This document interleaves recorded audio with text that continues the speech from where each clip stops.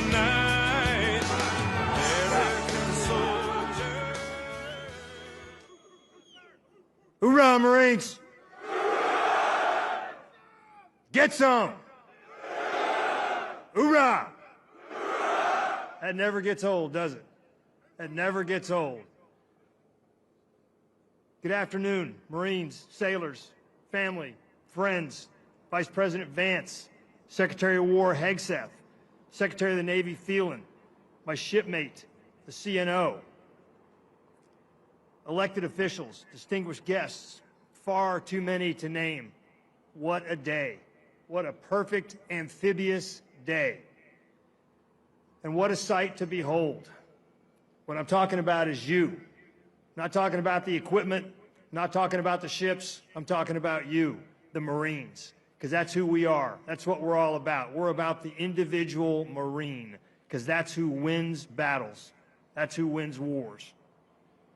Before I begin, I want to thank those who made today's demonstration possible, especially the phenomenal team here at Marine Corps Base Camp Pendleton and the Marines and sailors of the 1st Marine Expeditionary Force and the 3rd Fleet. From the first aircraft overhead to the final wave on the beach, you showed what American amphibious strength looks like in action. You do not want to be on the receiving end of that bunch of ass whooping. You do not. If you're an adversary, hoorah. If you're an adversary and you want to have your butt kicked, then mess with the Marine Corps, because we'll do it. We'll do it for you. I also want to thank our many distinguished guests and civic leaders for joining us in the celebration this afternoon. You know, if you go to Marine Corps Air Station Cherry Point, North Carolina, or if you go to Marine Corps Air Station New River, it says, "Pardon our noise, that's the sound of freedom." Well, pardon our noise today, that's the sound and look of freedom. That's what it takes to get you free. Thanks as well to our national leadership for standing alongside your Marine Corps as we mark this historic milestone, 250 years young. The first 250. The next 250 are going to be even tougher than the first 250, and there's going to be more fights ahead, but we'll overcome all obstacles because we're Marines. That's what we do. We don't know how to fail. Finally, thank you to our military families whose strength, patience, and sacrifice make everything we do possible. You serve this nation alongside your Marines and sailors, and your support is the foundation of our readiness. For 250 years, our Corps has fought and won our nation's battles. Again, we don't know how to lose. We're Marines. Founded even before our formal independence as a country, we were created as an expeditionary force in readiness, always faithful to the nation we serve. From muskets to missiles, wooden ships to amphibious combat vehicles, and signal flags to satellites, the tools of our trade have changed, but their purpose has not. We remain America's naval expeditionary force, ready to respond and ready to win. Today, we witness the power of the Navy and Marine Corps team through our premier force offering, the Amphibious Ready Group and Marine Expeditionary Unit, employing combined arms to deliver decisive effects and compel the enemy to do our will, to do what we want to have happen, not what they want to have happen. But none of what you saw, the precision fires, the air assault, the seamless integration of firepower, none of that means a thing without the Marine behind it, without the Marine behind his M4, without the Marine sitting in the vehicle, driving it, without the pilot flying the aircraft. It is all about the Marine. It's all about you. The strength of the MAGTF lies in its Marines. Their warrior ethos and core values strengthen us and sustain us during difficult times. It is the Marine, resolute beneath our nation's flag, who carries the day every time. Honor, courage, and commitment are the living code of a Corps that endures because of uncompromising standards. Standards that guide us in our purpose, unite us in battle, and bind us across generations. From Bellawood to Iwo Jima to Ramadi and Fallujah and Helmand Province, we're still the same. We're a Corps of Marines. We are a band of warriors dedicated to the defense of this nation. The Marines here today are cut from the same cloth as those who seized Tarawa, withstood the cold of Korea, and fought through the streets of Iraq and the mountains of Afghanistan. And the next fight is coming. Trust me, it's coming. Across battlefields, our character has never wavered. Just as the nature of war, the clash of wills, the test of fortitude, the demand for discipline remains the same. To our Marines here today and around the world, I could not be more proud of you. Sergeant Major Ruiz and I have the easiest jobs in the Marine Corps. We get thanked every day, and yet you do all the work. Our jobs are easy. Your jobs are hard. We don't pay you enough. You don't have all the equipment that you need, but you still get the job done. Why? Because we're Marines. That's what we do. That's all we do. We do war fighting. We do America's war fighting. You remind us that our power is not found in steel or armaments, but in the faith we keep with one another. You are our most valuable asset.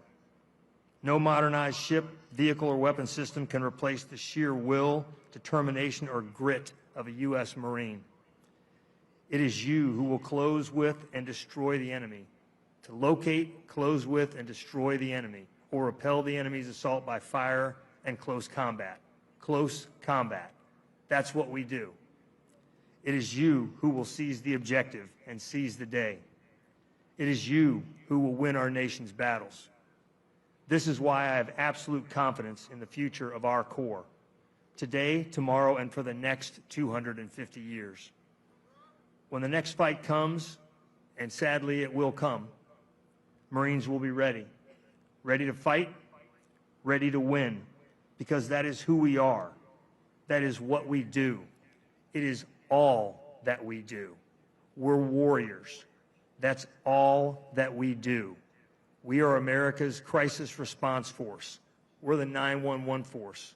We're the people who go out the door at 0:30 to get our mission done, to accomplish it on behalf of the American people, to stick a bayonet in the heart of our adversaries, just like we did at Bella Wood, just like we did at Bladensburg and Chapultepec and Iwo Jima and Eniwetok and Kwajalein and Quezon and Ramadi and Fallujah. That is who we are as a Corps. Never forget that. Never forget that it is up to you to pass on the Marine Corps to the next generation of Marines who are currently in high school or middle school or grade school or just being born. We owe it to them to pass on our heritage and our legacy, unvarnished, untarnished, and sharp as a razor. That's who we are. That's who we've always been. That's who we will always be. We are America's crisis response force. Don't ever forget that, Marines. Be proud of that Eagle Globe and Anchor that you wear tattooed onto your chest. You earned it. Only you can own it. Only a very few, are capable of earning the title Marine. I'm proud of each and every one of you. Thanks for being here today. Thanks for stepping up to serve when so many couldn't or wouldn't. Thanks for being Marines. Hoorah, Semper Fidelis. American soldier and American, beside my brothers and my sisters, I will proudly take a stand. When liberty's in jeopardy, I will always do what's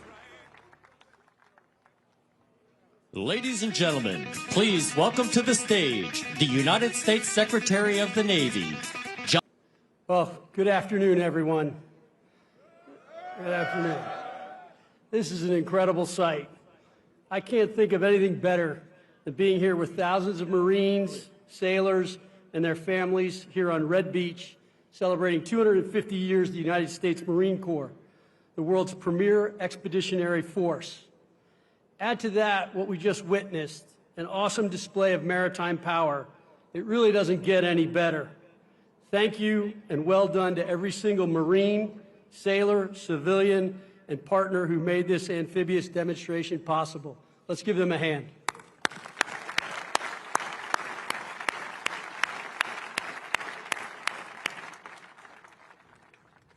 On behalf of President Trump and the Department of the Navy, I want to thank every Marine and sailor across the globe for standing in defense of our nation with honor, courage, and commitment. You carry forward a legacy that began in Tun Tavern in 1775, when a few tough men decided this nation needed a corps of warriors who would always be the first to fight. 2.5 centuries later, that decision still echoes across every battlefield and beachhead where freedom has been tested. Mr. Vice President, thank you for your faithful service and your continued leadership, proving always that once a Marine, always a Marine.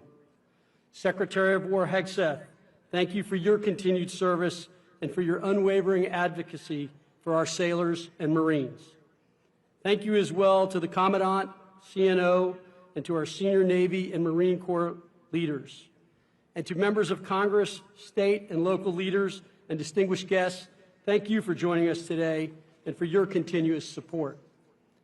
It is the privilege of my lifetime to stand with you as the 79th Secretary of the Navy, celebrating 2.5 centuries of the United States Marine Corps, the world's finest fighting force. From the frozen hills of Korea to Tripoli, from Belleau Wood to Fallujah, Marines have always been raised for the hardest jobs and entrusted with the most consequential fights. From the beginning, the Corps was built on conviction, on the belief that courage and character are the true measure of a warrior. As Major Doug Zembeck said, be a man of principle, fight for what you believe in, live with integrity, lead from the front, be valorous on the field of battle, and take responsibility for your actions. That is what it means to be a Marine, to live by a code that endures long after the battle ends, to serve with honor, and to stand firm when others falter. For 2.5 centuries, that spirit has carried the Marine Corps through every test and every generation, upholding a promise that when freedom is threatened, America will send its very best. And as Secretary of the Navy, I can tell you that promise is alive and strong. The Navy and Marine Corps team remains unmatched, a global force for peace through strength, ready for any challenge, anytime, anywhere. This legacy begins on the yellow footprints at Parris Island, right here in San Diego, and Quantico. That is where discipline takes root, pride is earned, and character is forged. Those qualities are why when the nation calls, Marines answer. They are why allies trust us and adversaries fear us. The line from those footprints to today's formations is unbroken. Marines carry the same courage forged at Guadalcanal, where the 1st Marine Division, hungry and exhausted, refused to quit and proved that grit and discipline win battles. When others said it could not be done, Marines said, "Watch us." Every generation of Marines has found new ways to fight and new tools to wield. Innovation is not a break from tradition, it is the continuation of it. The character of war is changing rapidly, but the character of Marines remains unshakable. The initiative, ingenuity, and grit that carried this force through every battle must drive innovation in every formation. The future belongs to those who adapt faster than the challenge before them. This is a challenge our Marine Corps and Navy team will win. Lieutenant General Victor Krulak once wrote, "Americans believe when trouble comes to our country, there will be Marines, and that when Marines go to war, they invariably turn in performance that is dramatically successful, not most of the time, but always." That trust was earned through action on every battlefield in every era by Marines who proved that excellence is not a slogan, but a standard. That conviction has carried Marines through 250 years of hardship and victory. And what we have seen here today proves it still burns bright. The Corps continues to deliver on its promise to the American people, standing as both the ideal and the standard to which the next generations of Americans can aspire. Because when it matters most, it is not technology or equipment that wins the day, but the dependability, decisiveness, and character of the Marine or sailor who wields it. One of our greatest weapons has always been and will always be the United States Marine. As we celebrate 250 years of the United States Marine Corps, we look forward as much as we look back. We honor not just the Marine Corps history, but its spirit, the unbreakable will that defines every Marine who has ever worn the eagle, globe, and anchor. The next chapter will be written by Marines, just like you who fight in new domains, face new challenges, encounter new threats. To every Marine here today, thank you for carrying a legacy 250 years strong. You are the embodiment of Semper Fidelis, always faithful to one another, to the Corps, and to the nation we serve. And behind every Marine is a family, a spouse, a parent, a child who stands the watch with you. They endure the deployments, the moves, the missed birthdays, the late night calls, and the endless goodbyes. They are the quiet strength of the Corps, and today we honor them too. To every Marine family here at Camp Pendleton and around the world, thank you. Your sacrifice makes this legacy possible. Bravo Zulu 3rd Fleet, Semper Fi 1 MEF, happy birthday, Marines. May God bless you. May God bless the United States Marine Corps and Navy team, and may God bless the United States of America. Thank you. I hope you have a great day. Ladies and gentlemen, please welcome to the stage the United States Secretary of War, Pete Hegseth.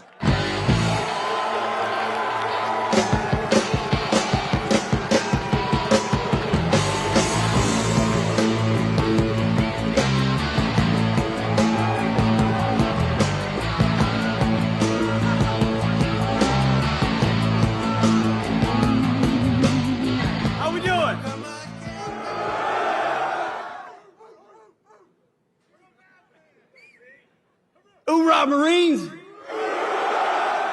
Man, that is beautiful. Let me just say, this might be one of the most beautiful sights I think I've ever seen. In fact, I'm not supposed to say this, really not, but I think you guys might be my favorite. Don't tell anybody. Marines, it's great to see you. It's an honor to be here. Chief, Commandant, Secretary of the Navy, thank you. It's an honor to be at Camp Pendleton. And looking out at these Marines today and the Navy SEALs I had a chance to do PT with this morning, you know, I do PT all around the country now with the troops, and it's turned into Smoke the Secretary. It's clear to me why President Trump says all the time we're the strongest, most powerful, most lethal, and most prepared military on the planet. Because you are that strength. You are that power. You are that lethality. And you are prepared. And President Trump's going to make sure it stays that way. Being here with you is the perfect way to mark 250 years of the beautiful and beloved United States Marine Corps.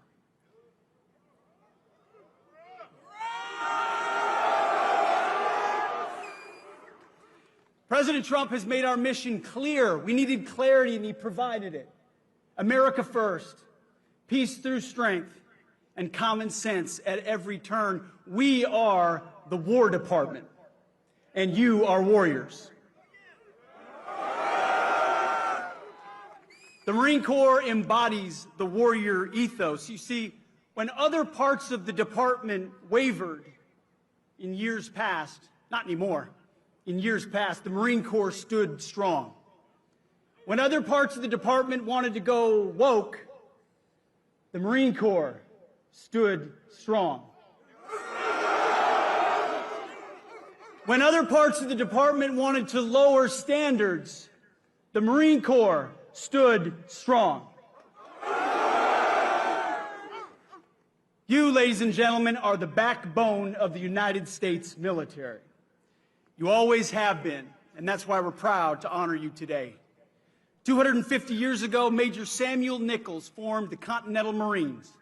The next year, the Marines won the Battle of Nassau, capturing 2 forts from the Brits.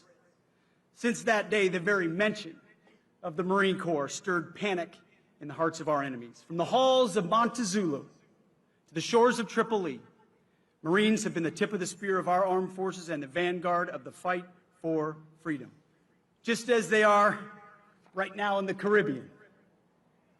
Let's hope the wrong people don't FAFO around there.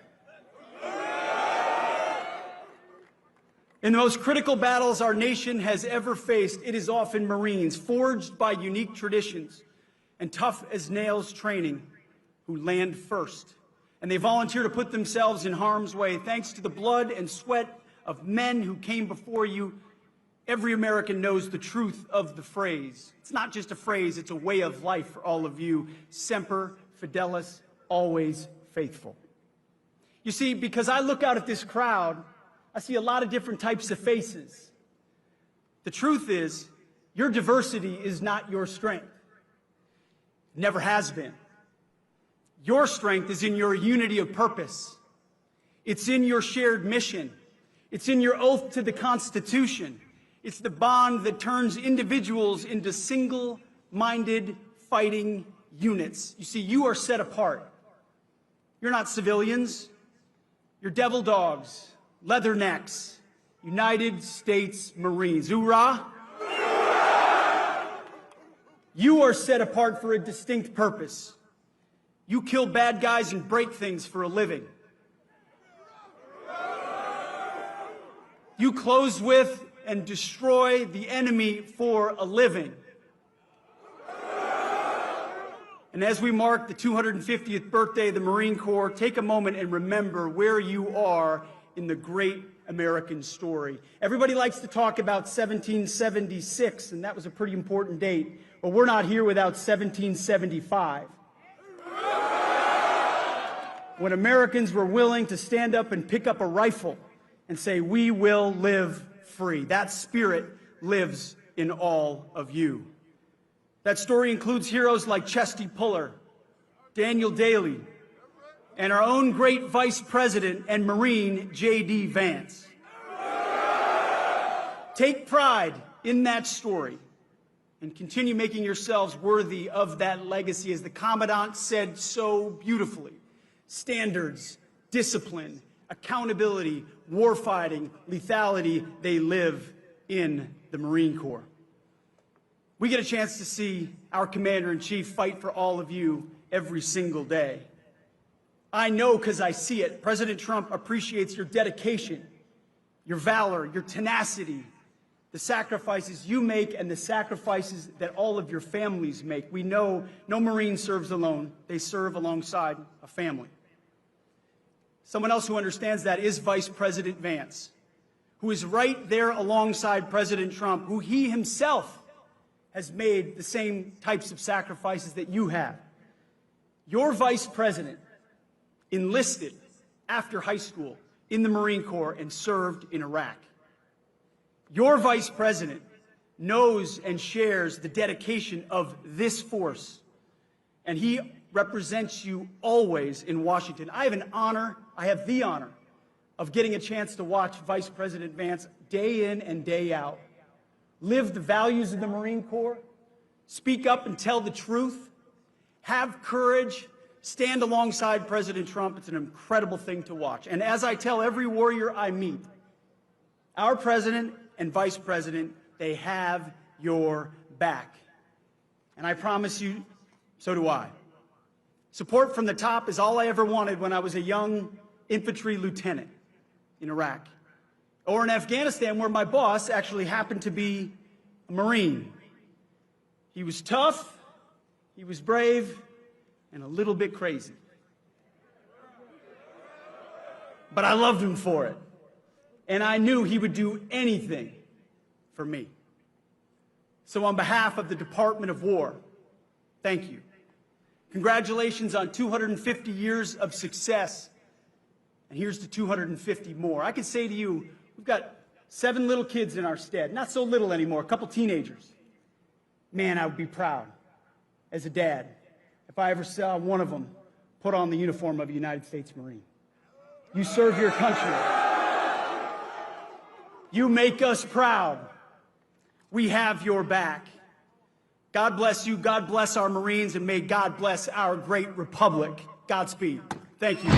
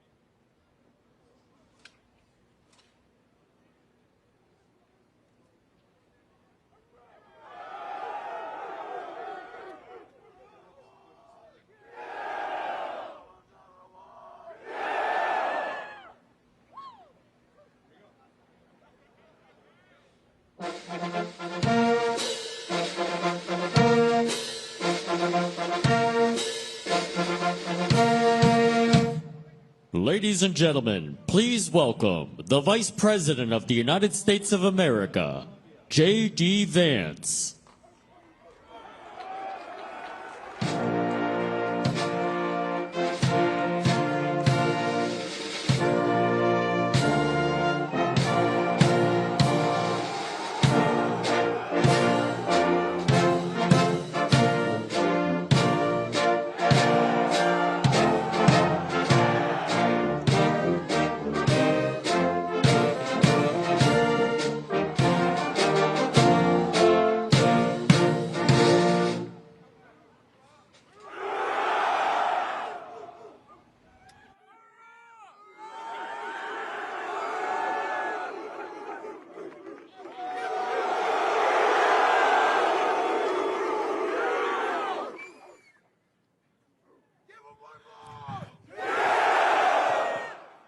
Hoorah, Marines! I didn't hear you. Hoorah, Marines! God bless you, Marines. God bless you, Camp Pendleton. It is so much fun and such an honor to be out here to celebrate 250 years of United States Marines. Now, I gotta say, first of all, thank you to so many of the fine people who are here today who make this incredible event happen and who every day make our military the finest fighting force anywhere in the world. First of all, our great Secretary of War, Pete Hegseth, who gave a hell of a speech, if I might say so. Pete, where are you at?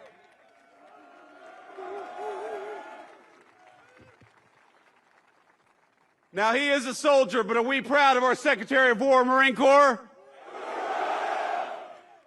Now, I will say, I was talking to Pete about this speech and thinking about what I said, and I realized that over my 4 years in the United States Marine Corps, I probably learned about 100 jokes about United States Marines. And every single one of them, Marines, would mean the end of my political career if I told it up here today.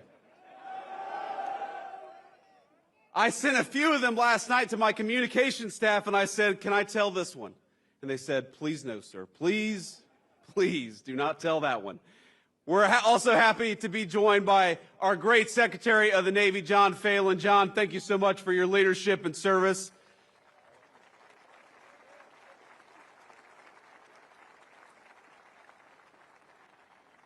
I got to give a shout out to my beautiful wife, our great Second Lady, Usha Vance, with the Marine Corps hat.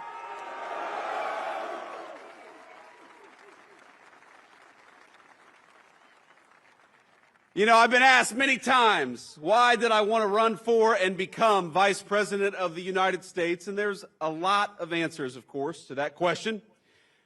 I wanted to serve our wonderful Commander-in-Chief, President Donald J. Trump, and I know we're proud of him. And of course, I wanted to serve the American people and make their lives better, but really, deep down, I wanted the Commandant of the Marine Corps to have to salute a member of the E4 Mafia, and now he has to.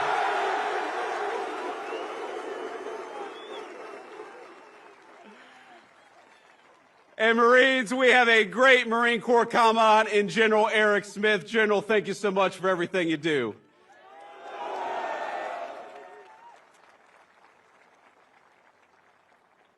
We got General Daniel Taylor. Where's General Daniel Taylor?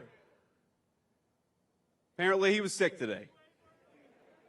We have got Admiral Gavin Duff here. Admiral, thank you for your service, sir.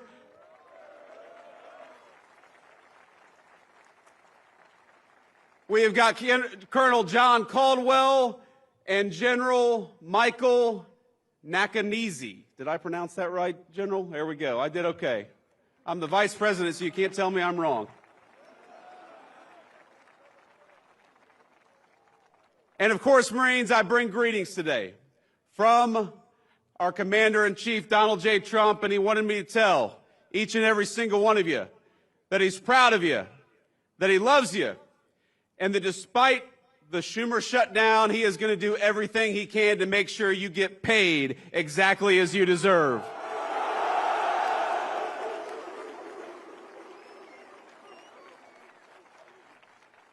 Now, I know we're here to talk about the Marine Corps, but I got to get just a little political because congressional Democrats seem to want to keep the government shut down, even though it would mean that a lot of you would not get your paycheck. But as I told the president just a couple of days ago, I said, sir, we have got to figure out how to pay these Marines, both for their sake, but also, of course, because if we don't pay our enlisted Marines, every bar in Southern California is going to go out of business, and we don't want that.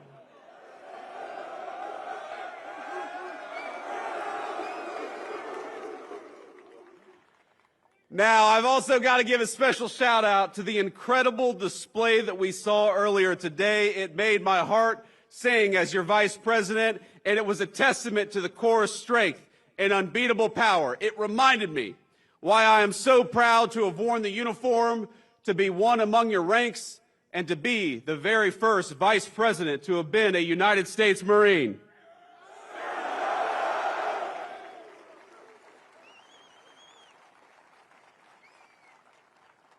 Now, for us East Coast Marines, Camp Pendleton has always had a special place in our imagination. We heard the stories of the back-breaking hikes you all had to do, the West Coast Marines had to do in Camp Pendleton. You know it? Us East Coast Marines, we had the sand fleas and you all had the hills. I don't know which was worse.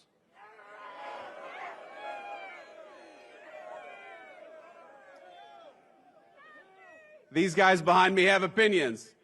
So let's give some credit to the amazing Marine units who pulled this off. First of all, to the incredible Marines of this base and the Marine Corps Forces West who put on this display. Let's give a round of applause to the incredible job they did.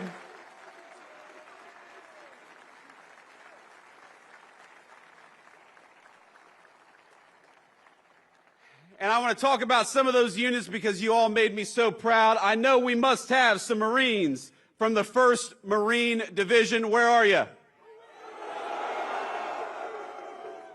You all did a hell of a job. How about the Marines from the 3rd Marine Air Wing? I know we have some Marines from the 1st Marine Logistics Group, the lifeblood of the fight. Where are you all at? We've also got Marines from the 1st Meth Information Group, the brain of the fight. Where are you all at? And we've also got, of course, men and women from Marine Corps Installations West, the folks who keep the home front. Where are you, Marine Corps Installations West? There we go.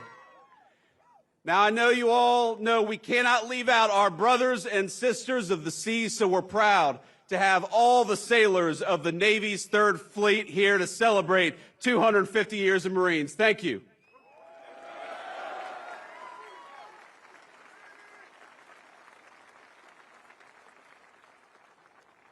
These sailors who go to war with us, they fight over the horizon. They stand shoulder to shoulder with Marines wherever the fight takes us. And if any group shares in the glory of the Marines' 250th birthday, it is our beloved Navy Corpsmen. Let's give a shout out to the Navy Corpsmen out there. We love them.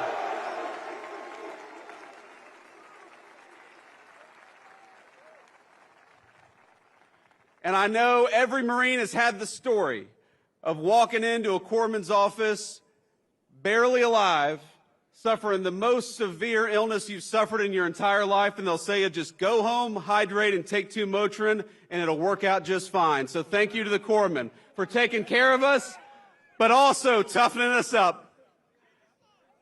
And that's right, and it changes socks. A bottle of water, a change of socks, and 2 Motrin will fix any illness. So we are grateful, Marines, to be graced with the presence of some very special guests, people whose very lives contribute to the incredible Marine Corps legacy. Earlier, we all heard from Sergeant Dakota Meyer, who received the Medal of Honor in 2011 for extraordinary heroism in 2009. Are we proud of Sergeant Dakota Meyer? Yes, we are.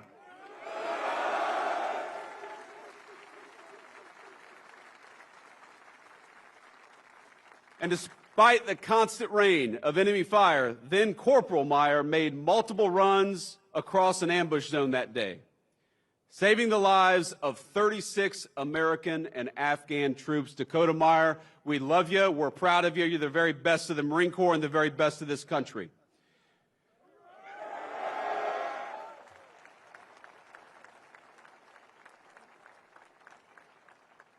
We are also honored to be joined by American hero Charles Cram, who was a Navy corpsman attached to the 5th Marine Division when it landed at Iwo Jima.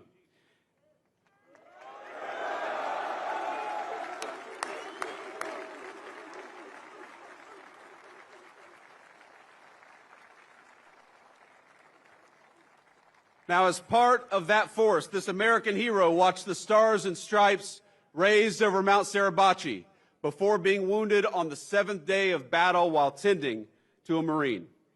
For his valor, he was awarded the Silver Star, the Bronze Star, and the Purple Heart. Sir, we love you. Thank you for your service.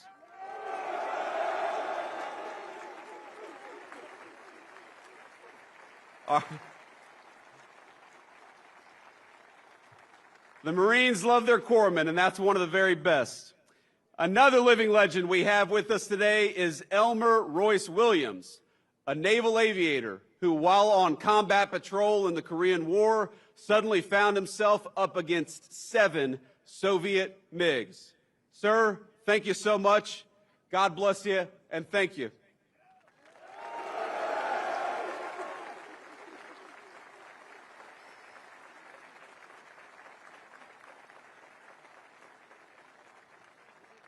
Now we're going to let the brave lieutenant take a seat, but I got to talk a little bit about him. I got to brag on him, because despite the odds, Lieutenant Williams took down 4 of them in a single 35-minute dogfight, the longest dogfight in naval history, a record I believe that still stands to this day. Hoorah!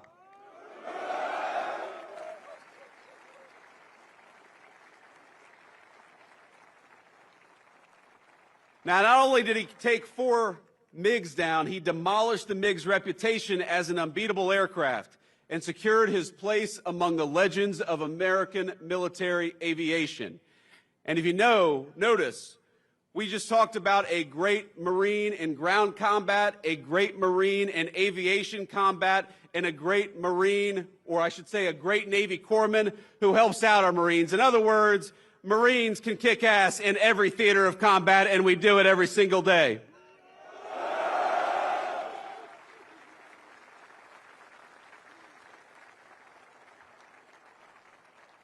And I finally got to give a shout out to my dear friend, recently retired Master Sergeant Charles McKelvey. Chase, where you at, man? Love you. Oh, he's got a beard already. Look at that. He's been out of the Marine Corps for 3 months. He's already got a beard longer than what I got. Now, Master Sergeant McKelvey and I served together at Cherry Point when we were both very young Marines, and we've been good friends ever since. I call him Chase. Other Marines will tell you Chase is an extraordinary person, the smartest, kindest Marine you'll ever meet, and those are descriptions I can personally attest to.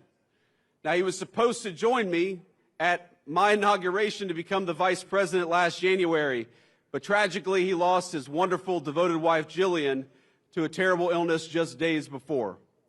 So I want to tell you, Chase, in front of all these Marines, we're proud of you. We're thankful for you. I'm sorry I couldn't see you in January, but I'm glad to see you today, my friend. I love you. Semper Fi.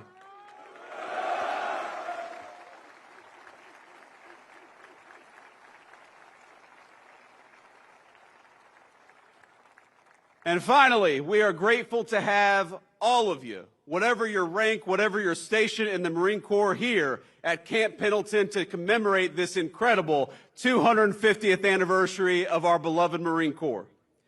From these mountains and this water, Marines have deployed to every major fight of the last century, from island hopping across the Pacific to Vietnam's Hue City, to Kuwait, to Helmand, and beyond. And standing here, you can feel the weight of that history, the generations upon generations of Americans who cut their teeth at this base before boarding ships and carrying the American flag into battle. But that's exactly what Marines do. For 2.5 centuries now, this beloved Corps has served as our nation's sharp edge, always forward deployed, always ready, and always faithful. My service in the Marine Corps was a huge part of my life. I would not be here today. I would not be the Vice President of the United States. I would not be the man I am today were it not for those 4 years that I served in the Marine Corps. Now, before I was enlisted, I was pretty terrified about the prospect of becoming a Marine. I'm sure that a lot of you can share that. I remember I had nightmares before I went to boot camp of drill instructors yelling at me, of being away from my family, of being constantly stretched well beyond my own physical limits. It's daunting stuff, as all of you know. And as anyone who survived boot camp can tell you, it's all real. But my cousin Rachel, in particular, one last shout out to a former Marine. In particular, she pushed me to do it. A veteran of the Corps herself, she got it. She understood what joining does for a young man or a young woman. So she pushed me to go and talk to a recruiter, which I did, and I will never forget that conversation. Because at no point did he try to sell me on the United States Marine Corps. He warned me, he said, "You don't enlist in the Marine Corps to make money," and you all know that's exactly right. He said, "You might even go to war." This was back in 2003, right after we invaded Iraq. But what he did tell me is that enlisting in the Marines would teach me many things, including discipline and the virtue of leadership. And that was appealing to me, and I know it's appealing to Marines today and for every year of our 250-year history. Hoorah! But over the days that followed, what further dawned on me was that I needed to do this not just for me, but for the nation. My country needed me just as sure as the country needs each and every one of you today. The September 11th attacks had occurred barely a year earlier. And as I weighed what enlisting would mean, the crisis in Iraq was becoming a full-out war. So I made the call. As an 18-year-old senior in the state of Ohio, it was one of the first times in my life that I recall feeling like the country actually needed me. And when I realized I had a responsibility to something so much greater than myself or even my family, and I had an obligation to act on that feeling of duty. And I know that's something that animates every single one of you, whether you're a private or a general. That spirit of service has been the spirit of the Marine Corps for 2.5 centuries. So I just wanted to say, from the bottom of my heart, from one Marine to another, from the Vice President of the United States to the whole Marine Corps, thank you for your service. We are proud of you and proud of your service.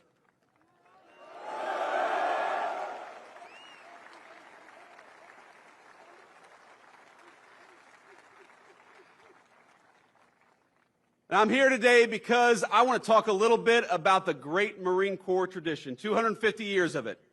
I want to talk about the tradition that all of us standing under this bright California sun, and man, it is bright, we all chose, however many years ago, to adopt that Marine Corps tradition as our own.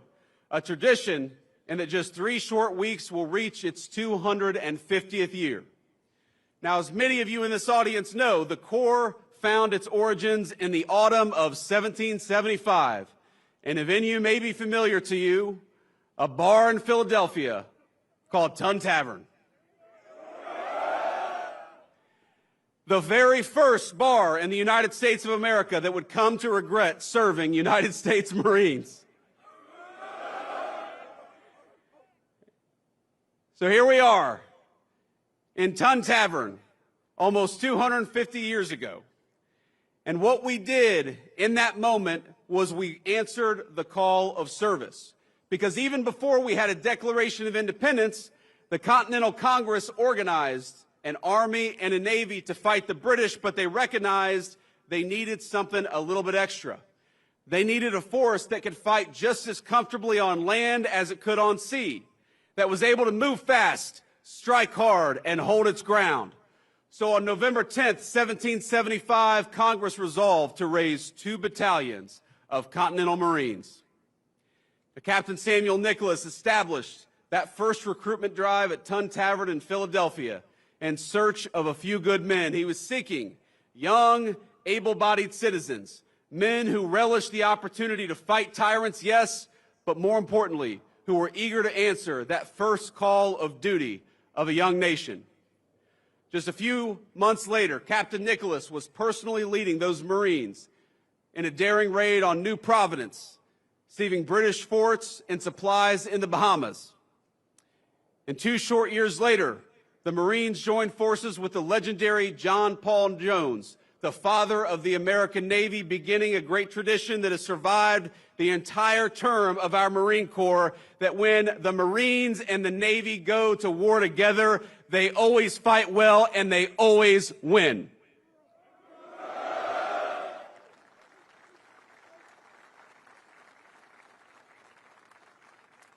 The War of Independence set a blueprint that Marines follow to this day.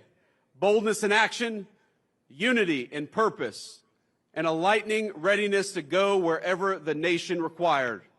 In battle after battle, the United States Marine Corps has broken the backs of empires, you've toppled tyrants, you've hanged pirates, and hunted down America's foes across the 7 seas. And Pete, turns out we're hunting some pirates today, aren't we?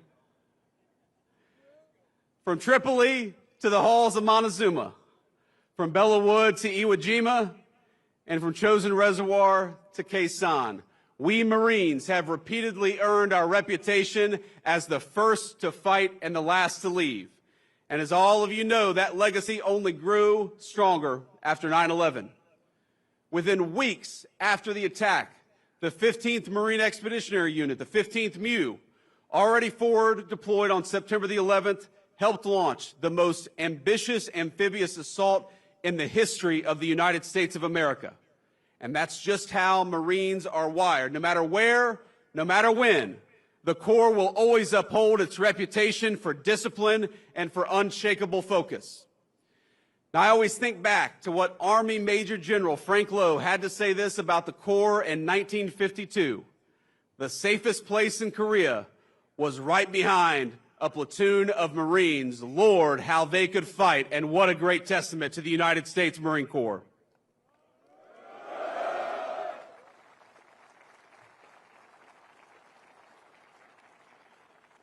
Because while the world keeps changing, new weapons, new threats, and new ways in which we wage war, the nation will forever need the United States Marine Corps. And in the Trump administration, we know that the work you do, protecting our country, putting your lives on the line to defend our way of life, is at the heart of Marine Corps service.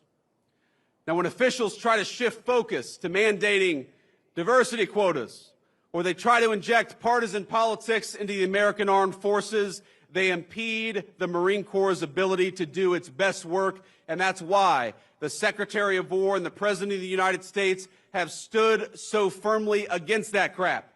Because when you can't operate at your best on the battlefield, it puts everybody's lives at risk. And it's why we're recentering the focus of all of our military, including the Marine Corps, on those timeless values of discipline, readiness, and faith in one another. Now, I remember when I was a young recruit in boot camp talking about how politically correct things got maybe over the last few years, and I compare it to my time in the Marine Corps. I remember I was lining up as a young recruit to go to church one Sunday morning, and back then there were 2 lines. There was the Catholic line, and there was the Protestant line. And I remember we all get into our lines, and there's one recruit who's just kind of standing there by himself. And you know, the folks watching on TV may not realize that Marines refer to themselves in the third person when they're in recruit training, because you haven't earned the title of United States Marine, and so you have to say this recruit instead of I. And so you've got this one recruit standing out there by himself, and the drill instructor says, "Hey, what the hell are you doing?" And the recruit says, "This recruit is an atheist." And the drill instructor says, "Bullshit, get in the Catholic line."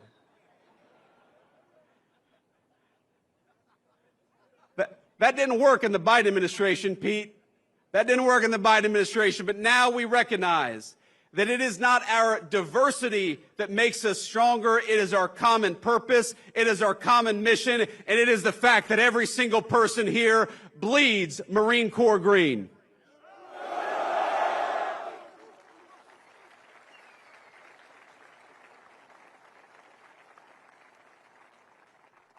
And I think that all of you should realize that from the President of the United States on down, this government is proud of you. It's proud of the tradition of the Marine Corps, and it's proud of the fact that that great tradition has custodians in each and every single person here, each and every single Marine who is serving today. And I hope that the proud Marine Corps tradition, you heard Pete talk about this, Chesty Puller, Dan Daly, John Basilone, all of these great Marine Corps heroes, they should inspire you through their action to be the very best Marine in the future that you can be. Now, I remember so many people who made my Marine Corps journey and made the country better in the process. I remember a gunnery sergeant who saved me from financial ruin. I was a young Lance Corporal, and I was going to go to an off-base car dealership and buy a used car with a low dealer-provided interest rate of 22%.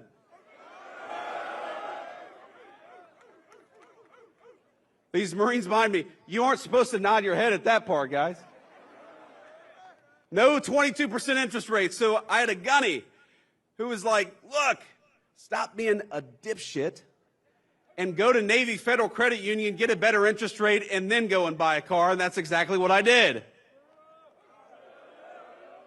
I remember that gunny, and I remember a young Marine who was younger than I was. Chase knows who I'm talking about, a Puerto Rican Marine who grew up in New York City. You too, huh? A man I thought I had nothing in common with, but who I learned bled Marine Corps green just like I did, and who came to my inauguration as Vice President of the United States. I remember a Marine I served with, a guy whose political beliefs you might call far left, but despite the craziness of our politics today, remains one of my best friends and is a man I would trust with my life. I remember the Marines raising the flag over Iwo Jima, etching in American memory the importance of respecting and honoring our beautiful national symbol. I remember all my friends from the Marines, men and women, some of whom retired and some of whom made the Marine Corps proud in the civilian world. I remember General Chuck Krulak, who I met at my cousin's boot camp graduation. He was the 31st Commandant of the Marine Corps, and I was probably 14 years old, and I was taller than he was. But he was tough as nails. I met him as Vice President, by the way, just a few months ago. He's still very short, and he's still tough as nails, and he still loves the Marine Corps as much as he did on his first day of service. Now, he had a phrase, I'm sure you guys have heard it. He said that the most important thing the Marine Corps does for this nation is to win battles and to make United States Marines. Today, we remember a fallen Marine from the 3rd Marine Air Wing who died not far from here on a training mission. He died so recently, as a matter of fact, I can't even say his name publicly, but I want all of us to know and send a message to his family that we remember them and we know that his Marine Corps service was not in vain. Let's give a new hurrah for that fallen Marine.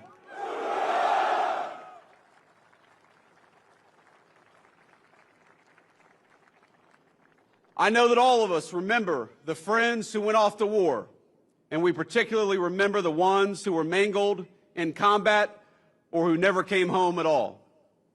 Every single one of you has memories like this. Every single one of you is lucky enough to have friends like mine.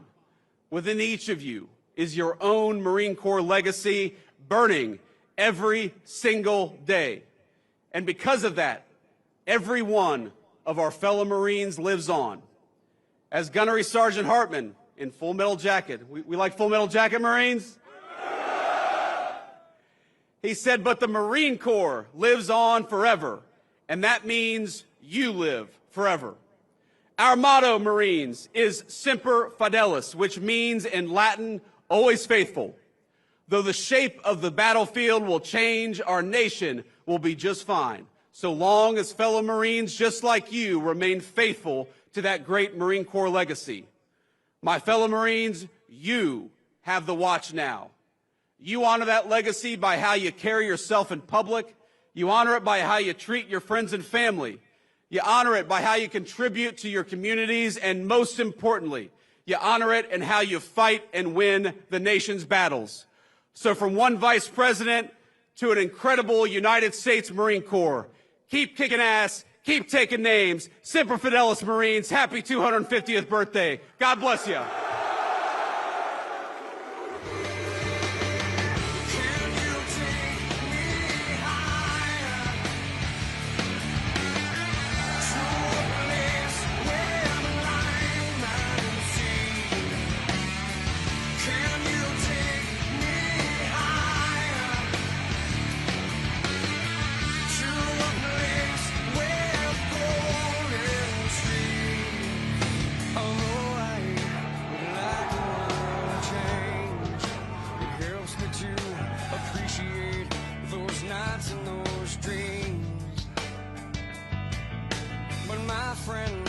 I'd sacrifice all those nights if I could make the earth and my dreams the same.